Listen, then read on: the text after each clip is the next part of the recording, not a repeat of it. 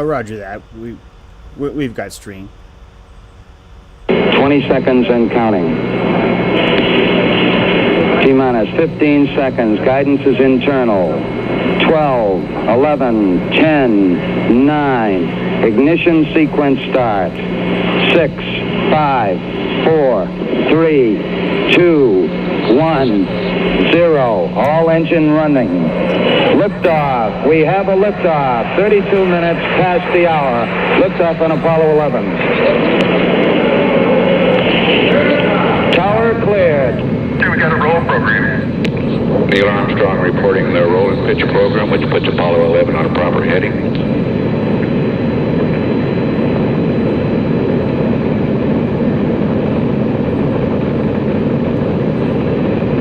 Plus 30 seconds. Squirting! Roll complete. Squirting. Pitches program. That's one small squirt for mankind. One giant squirt. One Bravo. That's one small squirt for man. Bravo is Yeah. a One giant onboard squirt for control mode. mankind. Squirting. Altitude's 2 miles. 2 miles. Oh, 11 Houston, you're good at 1 minute.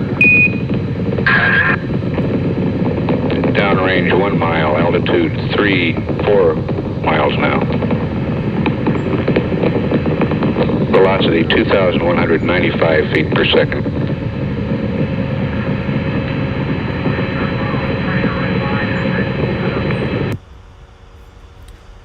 Well, that was a squirt. Good morning, all. Happy Thursday. It's a beautiful day. When I say beautiful, I mean it's kind of overcast and whatnot, but we have a good crowd here today. We got Ingus McVaster over here, chewing on some sunflower seeds. Ingus, you want to turn around and say hey to us, buddy? You want to, no? Okay. He's busy. We got the Hummingbird cam on full open, but no one's there yet. We had some runners come in earlier today. 20 seconds Whoops. and counting. We have your, wait. 20 seconds and counting. Yeah. We have me, your humble host, who doesn't know how to press buttons. And looks like we are connected and ready for Thursday. I want to clear up some business from yesterday. I had a fear that by playing a Julia Childs video where she cooks carbon, that some of you would turn it into a spiraling ceremony about how she's probably a secret baby blood drinker. And you did not disappoint, so I just want to say thank you very much for everyone who's contributed. Apparently Julia Childs is a CIA agent who is into some pretty bad things. Who knew? Not me, but hey, this is the problem with archetypes. I've noticed this with Bill Cooper. Bill Cooper is my archetype. I freaking love that guy. I love what he stands for. I loved what he did. My favorite part about Bill Cooper was actually not what he was uncovering. My favorite part about Bill Cooper was how honest he was about what he did not know. To me, we are in a sea of amphibians pretending that that they hold the truth, that they hold the precious, right? The ring of truth, the golem. And what I saw in Bill Cooper was a clear, deliberate admission of his own ignorance. He embraced his ignorance, and I don't see that as much as I wish I did. I think we've gotten a lot better. We've gotten tons better. We've gotten monumentally better. Let me just tell you, we've gotten monumentally better. I had a lovely campfire last night with some friends, some new friends. Some of them are probably even watching this show. And there's about 15 of us from all different ages, from all different walks of life. And you see the blossoming of aperture happening all around us in every age group. Even as young as 12 years old, 15 years old, 18 years old. Imagine how cool it's going to be to go into your adult life already knowing the magic of theater, already knowing how powerful it is for people with money to fool you. 20 seconds and counting. T-minus 15 seconds. Guidance is internal. 12, 11, 10, 9. Ignition sequence start.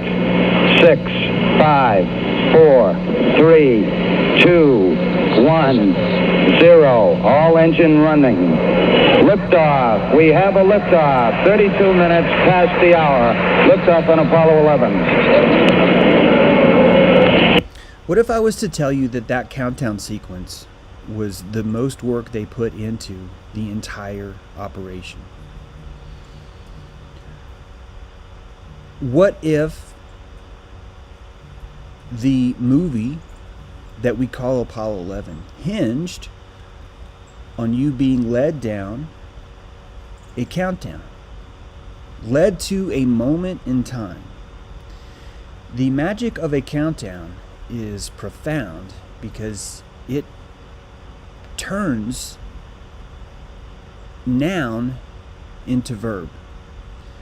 A liftoff countdown declares that there will be a moment coming in the future, but there is a moment on the way, and you are going to miss it unless you lean in and listen and watch as carefully and as deeply as you can so you can absorb it.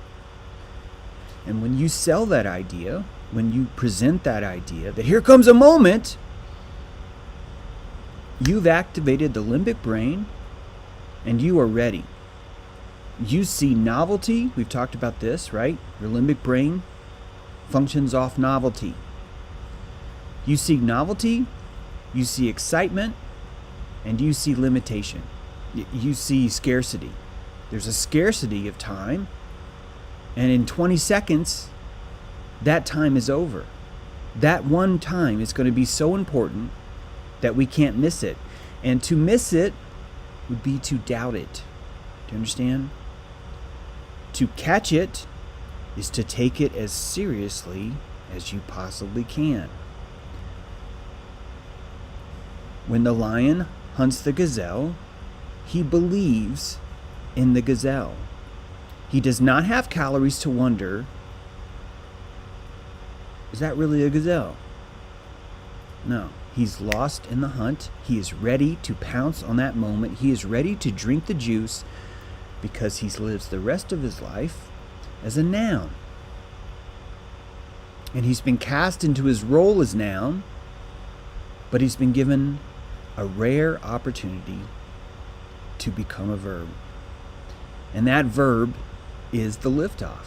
That is the passion ceremony, isn't it? It is the culmination of noun, noun, noun, noun, noun, noun, verb.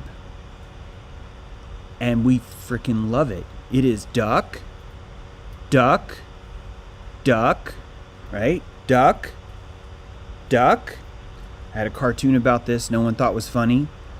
But the idea is that Billy wasn't good at playing with others. And all he does is just say duck. He just keeps going around the circle just saying duck, duck, duck, duck. Billy's a little autistic. This is before autism was even a thing. This is why I'm not a cartoonist. But duck, duck, duck. He would never say duck, duck, duck, goose. Right? What is the liftoff? 10, 9, 8, 7, 6, 5, 4, 3. Do you see how this works? Do you see how this works? NASA was brilliant in the creation of this ritual, of the liftoff ritual. And I know how much we're supposed to hate NASA, and we're not allowed to call things that we hate brilliant. I get it. But we have the finest clowns that have ever been trained. And they are working their asses off to make this the most exciting liftoff you've ever known. 20 seconds and counting. T-minus 15 seconds. Guidance is internal. This is a ritual of winning the moment. And it's your moment. And you're going to share it with everyone around. So don't you miss it. Don't you doubt it. Don't you do it. Now, we have video of these men entering a capsule. Entering what they're telling you is a rocket, and the doors are sealed. That's a cut video. In fact, I can't even find it today. I have seen it. We don't know where that is, who shot it, what it meant. We don't know anything. But if we give them the benefit of the doubt that yes, those men climbed into that capsule and you saw them, so you're going to assume that they are legitimately in that capsule, and then you saw a rocket take off, right, because of the liftoff ceremony, and then you stop seeing everything until splashdown. And so you start to wonder, well, let's consider the splashdown. What evidence do we have of the splashdown? Here's how CBS covered it. And I didn't want to make you guys wait all through this, so I'm going to actually do this. It should work. 27 seconds from now. Which they currently have. They should land in a very accurate area, some 6 miles by 10 miles. They should land in a very accurate area, some 6 miles by 10 miles. Just want to point that out. There's a double sonic boom. Deliberately overriding the audio from the... Now, these guys are on a aircraft carrier. I'm sorry, it's probably not a carrier. Sorry, it's actually probably not a carrier. It's something much more nimble because it had to be turned. They said, oh, we're going to turn it to face the splashdown so everyone can see it. We're just 10 miles away, that's all. And there's no way we could have known that it was going to splash down in 10 miles from now. We do have a frog team on that location where they're going to splash down, but they don't have a camera. That would be crazy. We can't afford that. You know how expensive this is? No, but we're going to turn the boat around and we're going to show it to you. Because this is CBS. This is the most important thing that's ever happened. We're going to watch that thing come out of the sky and land on the ground. That's what you think you're going to see here, right? Splash down. I'm going to speed it up because this is all you get. This is all you get. The worst weather you could possibly imagine with the shittiest f-stop you could possibly imagine on the worst camera you could possibly imagine. Please watch how bad this video is and keep that in mind. I don't want to get too far. We're going to go here to 2 minutes. We're going to see what happens here. Let's see.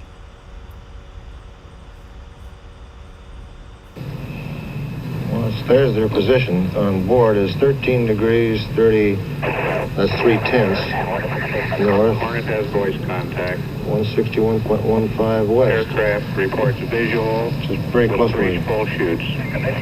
Aircraft has visual on the chutes. Look, they have visual on the chutes. Do you see it? Do you see the visual? Dog. Apollo 11 has made it. Splashdown here is our latitude 1330, 16 knot, 15.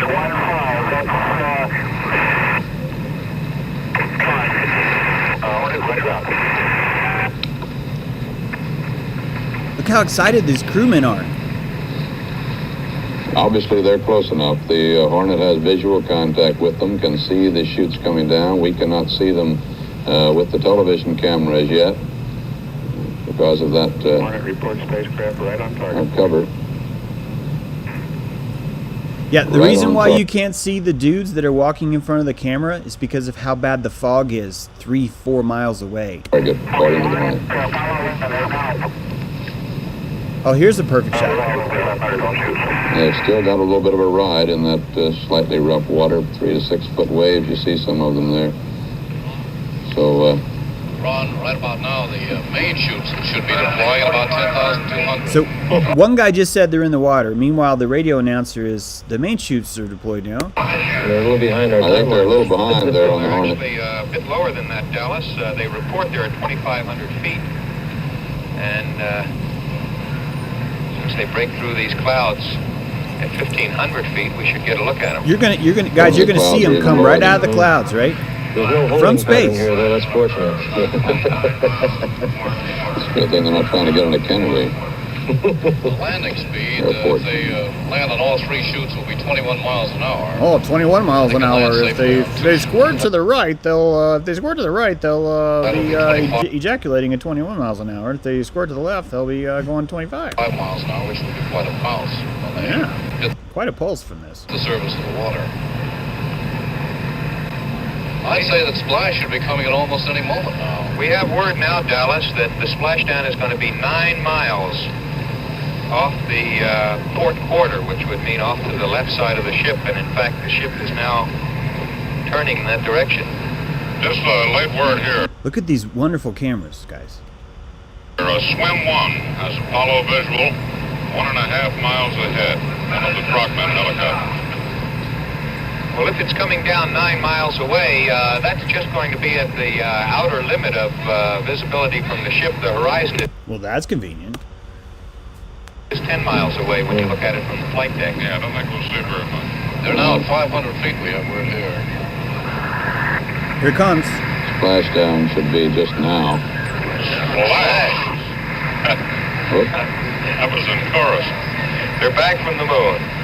Astronauts Armstrong, Aldrin, and Collins landing in the Pacific Ocean, southwest of Hawaii.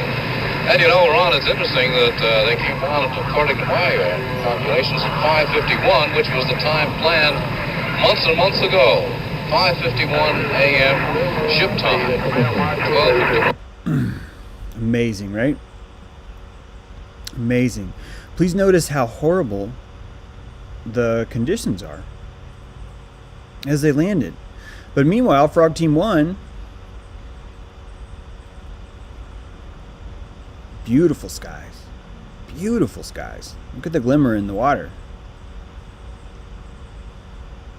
Here's the Frog Team. There's Splashdown. They sure got a great picture of it landing in the water. Like they got an aerial picture. This is not in the water. This is an aerial picture of the splashdown. That's from above. So they had a helicopter there watching the whole thing happen. Look at the ship, guys. Look how close the ship is. And here's NASA cheering. They did it. Apollo 11, task accomplished. Remember George Bush, mission accomplished? This is task accomplished. They did it. They did it. They did it.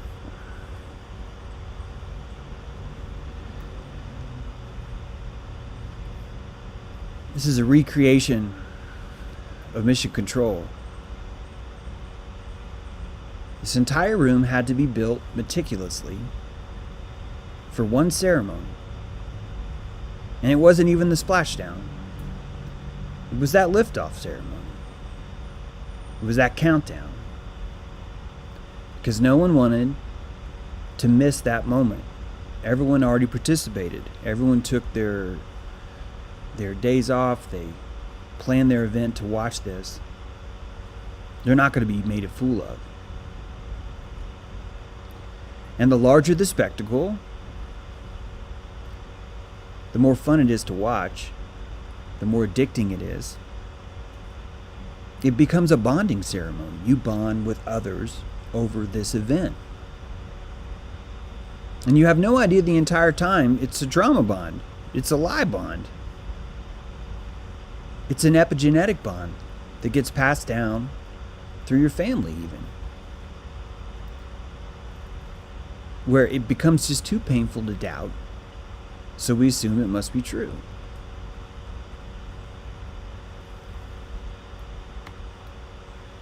And that's why all they needed was photos like this. These are the only photos they needed.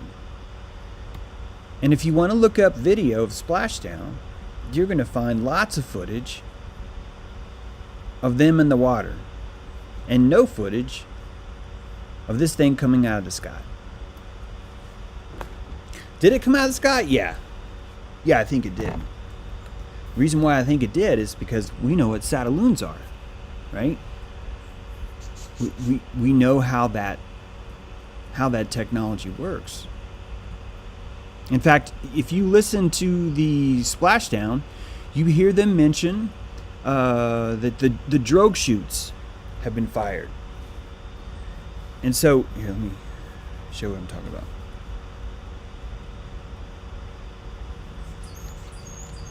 Let me do it. Sorry. Hang on. This will be easier to see. So, the drogue chute is the big chute. Sometimes as big as the Houston Astrodome. It's huge. One parachute as big as the Houston Astrodome.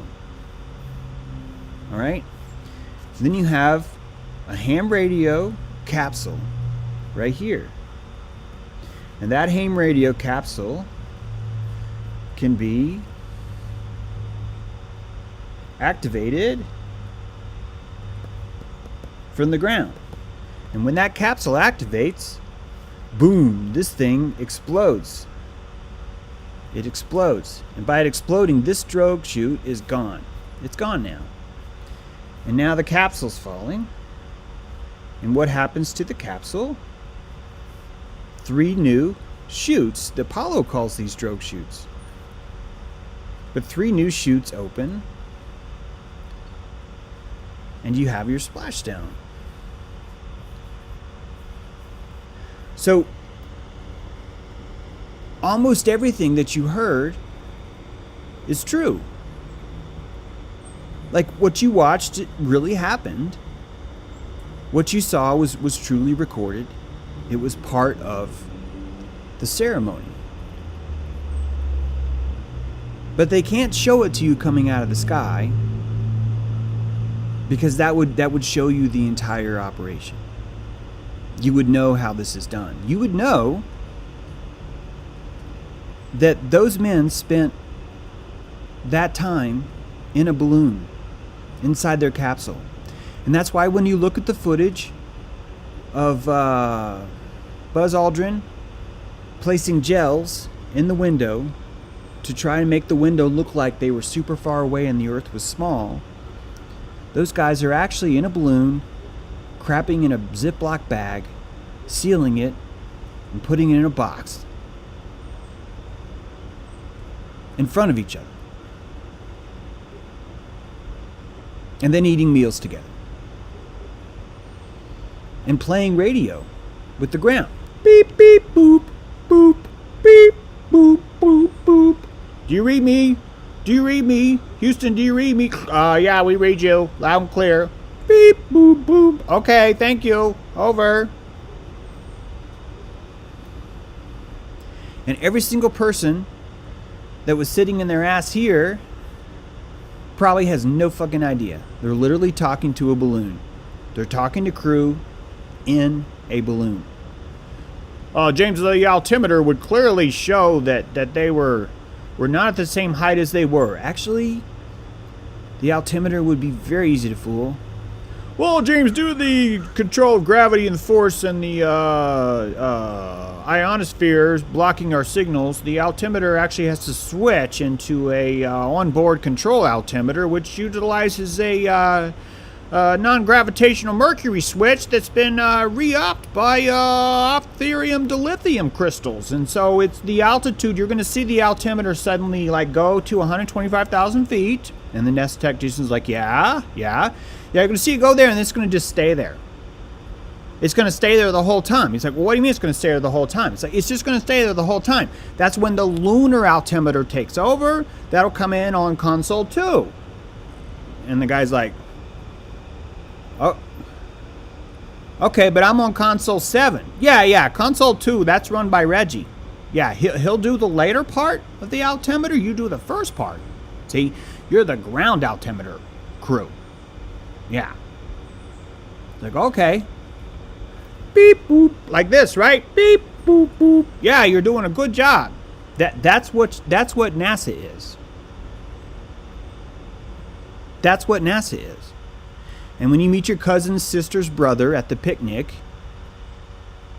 and you tell him you don't think NASA's real, and he gets all offended, he's offended because he can't believe that you would take something so precious as that moment, as that 20-second moment, and just piss all over the prana right now. 20 seconds and counting. T-minus 50. James, I was there in the room. I was in charge of ground-based altimeters.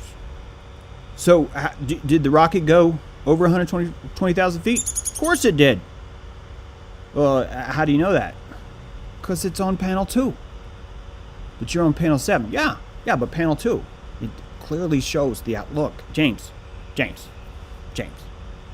Wait, do I have to explain this to you, James? Come on. Wait. Wait, I don't want to move that. No, wait. Oh, sorry, guys. Wait. Yeah. Let me explain this to you, James.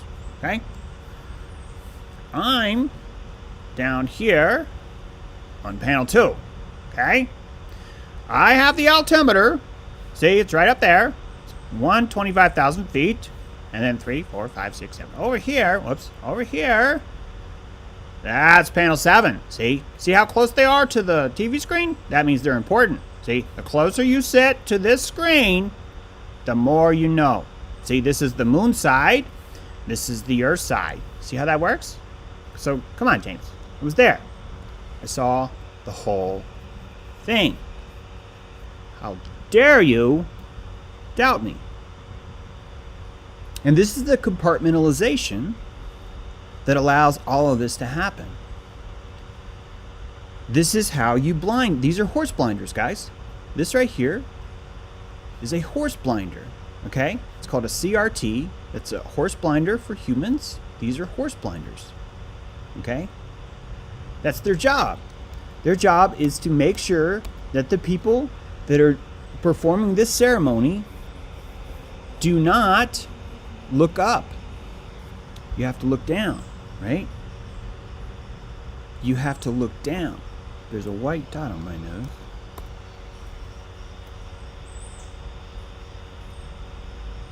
That's why you have perfect splashdown video.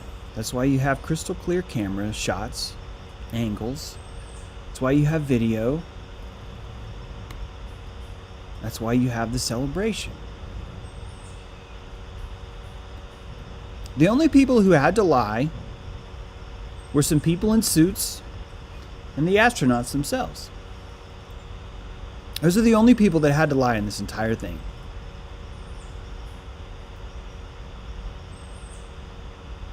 And the people in suits, they hired electricians and technicians, computer programmers, analysts, and they gave them specs. Yeah, you're going to be in charge of building the altimeter. What your job is you're controlling the altimeter from 125,000 feet on. And that's going to be an onboard system. And it's going to be run by the K7 module.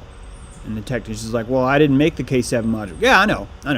The K7 module guy, he's going to write you an API. You're going to get that API, and you're going to build a machine that reads that API, then transmits it down to panel 2.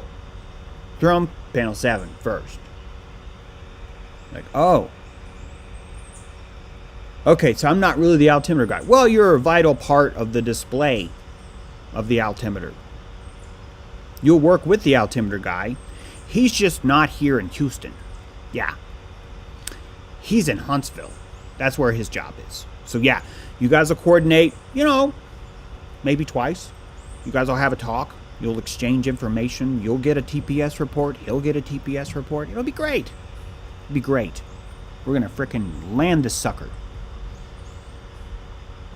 And that's all it takes.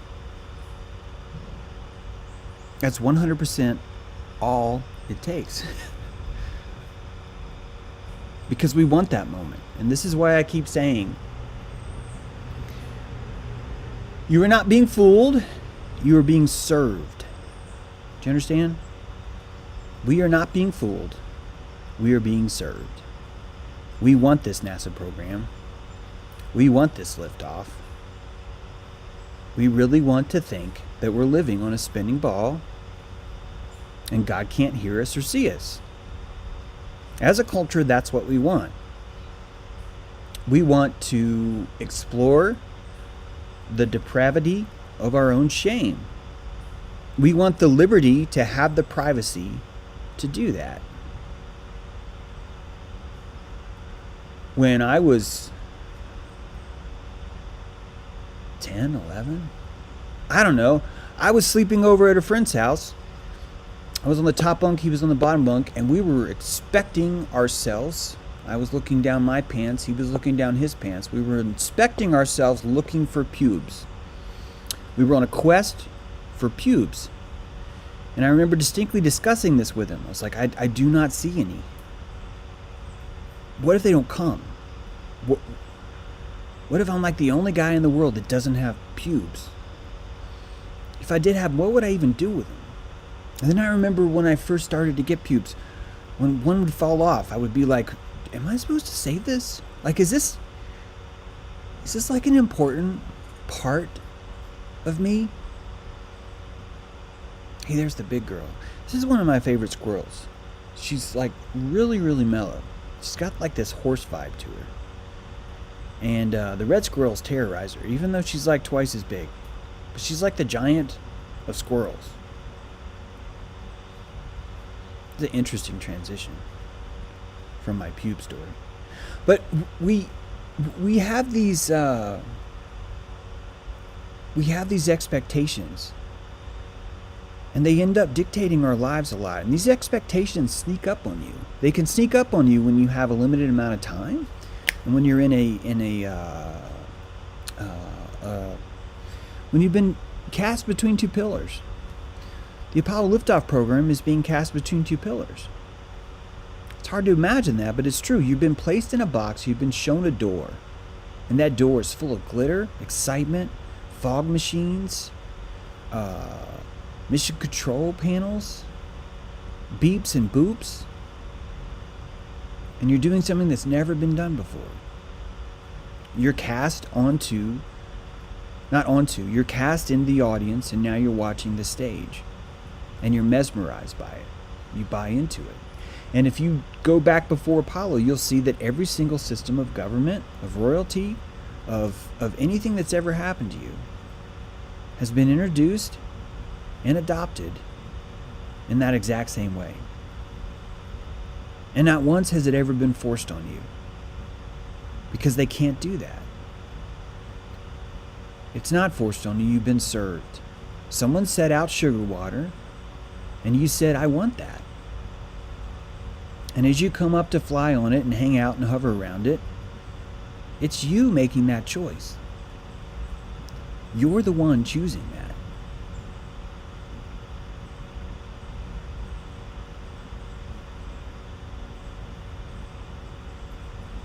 He's thirsty. I think that's a she. Someone corrected me the other day. That's a she, and those brighter ones are he's. Which is weird, because she's freaking gorgeous. Those men are actually kind of gaudy, like that real bright magenta stuff. It's a really thirsty guy. Are you being served? I would say the answer is yes. I would say that we are still mesmerized by this machine. And the reason why it took us so long to be fooled is because we were being served. We were happy with what we were being shown. Last night I suggested to a very funny veteran, an admiral asked him, "Hey sailor, what time is it?" And he looked at his watch and said, "July." I just think that's hilarious. But anyway, I suggested to him that nuclear bombs were fake. And his first reaction is, no, how dare you? It was a subconscious, how dare you? And you could tell that if he had ever thought about that before, he had forgotten that he had thought that he had ever doubted that. It was so easy to fall into that ceremony. If you look at that Johnson ad of that Daisy girl, and then she gets nuked in the end and it tells you to vote for Johnson. Stunning symbolism there, right? To vote for Johnson. You could tell that was something he truly hadn't considered yet. But I could also see in him that he was ready now to consider it. His aperture had been broadened enough thanks to COVID, right? Thanks to Notre Dame, thanks to the Olympic ceremony, thanks to Building 7, thanks to 9/11, thanks to all the wars, every 1.329 years, we invaded another country. He was ready now to consider, yeah. And I said to him one thing. I said, Sun Tzu, let your enemy think you are larger than you truly are. And if he didn't agree with me, I projected that he did. There was a part of him that agreed with me. And the irony is I woke up this morning thinking about it. And when I was out in that guy's garage, he restores military Jeeps. And one of the Jeeps that he has that he's restored, beautifully by the way, has a turret and in the back of the Jeep with a very large gun. I'm sorry I don't my guns. I'm going to just say the word M60. I don't fucking know, guys. I'm sorry. I don't know that. But one of those big ass guns that you have to have on a turret, right? And I saw it and I thought, wow, this guy's keeping a very large gun in his garage. That's amazing. That's really cool. And the bullets were like this long. And I was mesmerized by the whole thing. And because I was so excited about it, because I was so surprised to see it, the last thing I wanted to think was this was fake. I did not want to think that was fake. And I walked right by it. I stood there 18 inches away from it, having a conversation about the rest of the vehicle, never knowing that that gun was fake. It fit perfectly in because it was inside the back of an Army vehicle. It looked real. The whole thing was PVC. The gun, not the Jeep. The whole thing was PVC with a very great paint job. Like a really well done paint job. And it's only this morning when I remembered that I realized he probably does now think, yeah, I could see that. Nuclear weapons could be fake. Because he has in the back of his Jeep a fake M60. And I know that there's been a time, at least once, where he's noticed that people think that's real. And it's the belief that it's real that completes the circuit. It's never the reality that completes the circuit, it's the belief. And you know that's true because of how many times people deny reality. And you know that's true because of how many times people cling to fantasy. The belief completes the circuit. Our belief in the splashdown makes you think that we filmed the splashdown live and we have footage. That we have footage of the splashdown itself. And we don't. It makes you think that we watched the crew get into the Saturn rocket and then watch that Saturn rocket take off. And it didn't happen that way at all. Not even close. There were at least 4 camera cuts in the takeoff itself. And there's no complete shot that shows anything at all that represents that there's a crew inside. It's the same kind of belief that connects a circuit when people who don't want to discuss flat Earth will see something go across the sky, like a U-2 perhaps, and will say, I know that there are people inside of that ISS. That's the ISS, and there are people inside, and they are 250 miles in space. propelling themselves through a vacuum, and I just happen to have the ability to see 250 miles away. It's the belief that completes the circuit. If you were to analyze the eyesight of an eagle's able to see a rabbit. Let's say that rabbit is 1 yard from a mile away. And if you extrapolate that math, you would notice that an eagle would lack the visionary fortitude to perceive the ISS, which is a football field in size, stretched across. An eagle would still lack the vision to see the ISS. But you can, because a U-2 at 100,000 feet allows you to complete the circuit. It allows you to be served. If you remember what Benjamin and I talked about yesterday, carbon is the filament for every energy transaction in your body. It's the bridge. It builds the bridge. The Apollo 11 countdown, the drogue chutes, the stupid space capsule, the space suppository that they crawled out of. That's your carbon. It's allowing you to bind to that glucose that you want to be served. Look at that squirrel trying to get to the hummingbird feeder. I'm just kidding. That'd be weird though, right?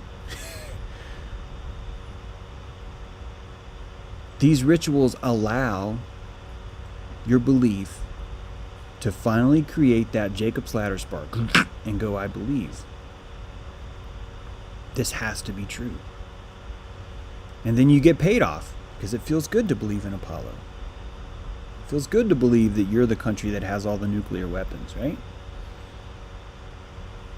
It feels good for people to think, even if wrong, that dude's got an M60 in his garage.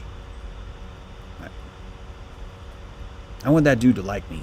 If shit goes down, that dude and I should get along.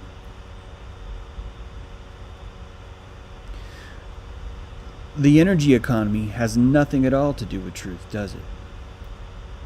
Does it?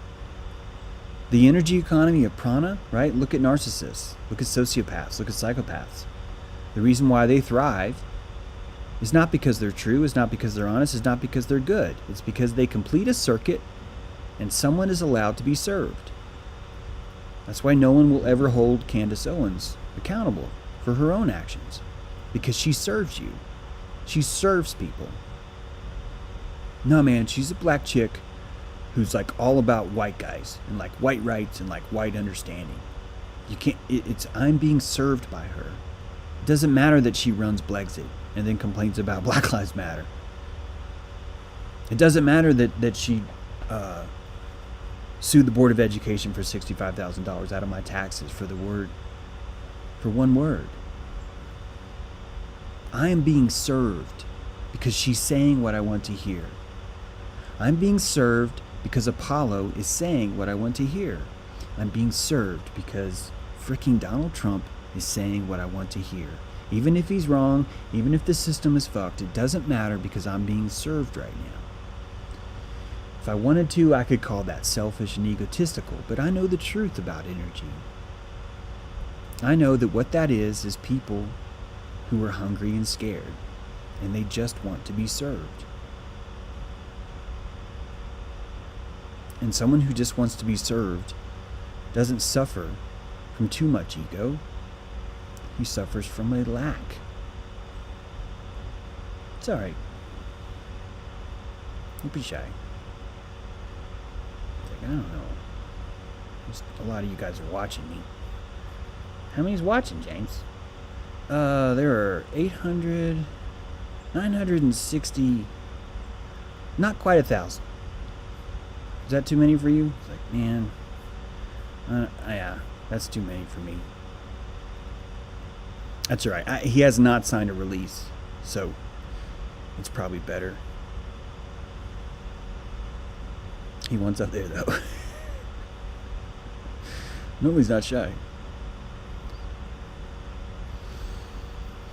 So we know Julia Childs is probably a baby raper. We know there's drogue chutes have been employed since Apollo 11. We know the Frog Swim Team 1 doesn't have the ability to take photographs, but their helicopter sure does, but decides the capsule coming out of the sky is not photogenic enough.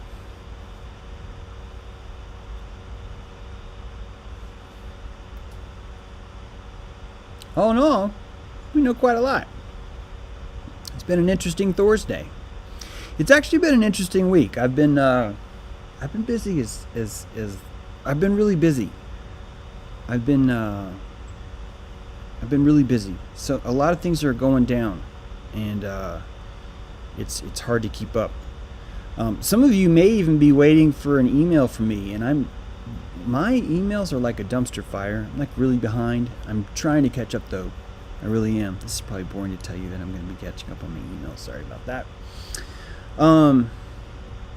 Yeah, let's check in with chat. Let's see. I forgot to say that Squirtastic. That's nice. Thanks, Gally. Thank you for what you do. Thank you, Ides of Apocalypse. Appreciate that. Yesterday, you guys may have noticed that we had someone come in who wanted to pay $40 to insult me.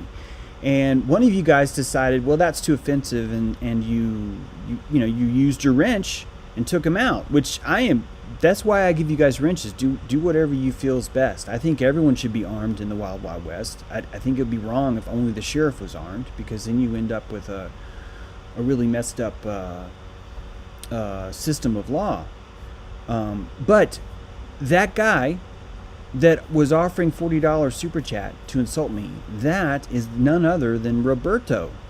Roberto Robert has reborn himself. He has been reborn and has come in to offer $40 to insult me. And I made him a public offer that if you PayPal me that $40, I will consider reading your insult on air. It's going to have to be a good one, though. You're kind of lame with your insults, but I will give you that chance. So please know.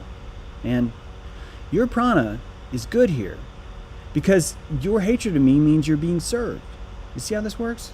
It's all about being served. All of it is. Live chat, D-Live's looking good. We've been on D-Live now for a while, guys, and you guys should know that you can always come over there and pop in. In fact, there are there's a good crowd over there. Hi, D-Live, how's it going? Crow is our only sheriff here. Interesting, Guy Bear.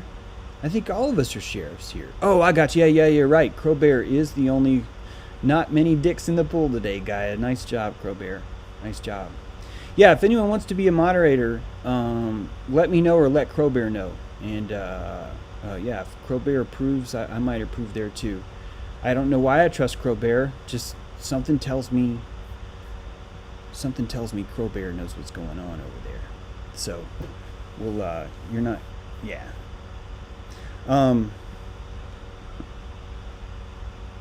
I'd like to spend a little bit of time right now earning some money. Beep, beep, boop. Boop, boop, beep, beep, beep. There. I landed on the moon. I need you guys to give me $60 million. If you could send that to me just through your taxes, it'd be great. Once I get that, I'm going to try to go to Venus next. Thank you, Rachel, for the Circus Peanuts. Major splash and major squirt. Take down all your Dylan and Bowie posters. That's great, Mike. That's great. That's great. That rocket is floating in the most peculiar way. That is true. That is true. Oh, Jesus. That's right. Everyone loves a squirt. Those Saturn rockets, there were only 32. It really freaks me out. There should be 33 Saturn rockets, and there's exactly 32. And that really makes me wonder why there's 32. Out of everything that they would stop at 32 on, why would it be Saturn rockets? It really makes me wonder what happened there. Something happened there. I would almost guess that it might even be a private ceremony. That's my best guess. that it's all these are bottle rockets, by the way. But the fact that the Saturn program had 32 of them and didn't have 33, I've always found that to be something interesting. Maybe there's one to come. No pun intended there. Maybe they are actually planning one that we just don't know about yet. Maybe it's like a final huzzah or a final revelry, so to speak, to take us into the next millennium. Who knows? Who knows? A moment of silence, please, for John No Ranchetti. There are probably, there are probably many of you that need wrenches. I will get to that too. There's a lot of wrenching going on, guys. I'm kind of spinning my wheels here, and I'm sorry. Yesterday was a super long day. The day before was a super long day, and I want to bring you this Civil War show. I want to bring you that, and it's getting there. It's really getting there. The reason why I didn't do it today is because I'm still. It could be better, and maybe tomorrow. I don't know. It's going to just depend on the research. How fast that goes and how long it takes to pull everything together. But please know, all of these wars that we've been told were not fought because the Archduke Ferdinand was assassinated. This is like the stupidest thing ever until you get to, well, no, there's an imaginary Mason-Dixon line, and that's why we fought. It's the like I said, we've erased our history. We've erased it with really stupid stories. Just like Apollo is erasing what we used to know about space and replacing it with space, I should say. What we used to know about the heavens and replacing it with space. Speaking of which, Saturday, Dave Weiss will be joining me on the stream. I think Benjamin's going to be there too. It should be fun. Be a good talk. So make sure you guys check out Saturday as well. And I think that's all I got for you today, guys. I'm sorry it's such a short show. But thanks for being with me. And I'm going to end it here because otherwise I'm just going to bore you. I do not want to bore you. I never want to bore you. I want you guys to enjoy your show and enjoy the morning. Go out and crush and all that stuff. Go do that. I'm going to end the stream now. Then I can get ready for this next stream. That might be a good idea, huh? Sounds fun, right? Hope you enjoyed this one. Hope you have a great day. Enjoy Thor's Day. And go out there and crush, my friends.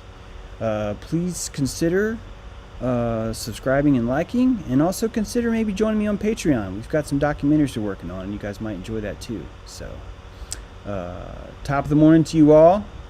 Enjoy your day.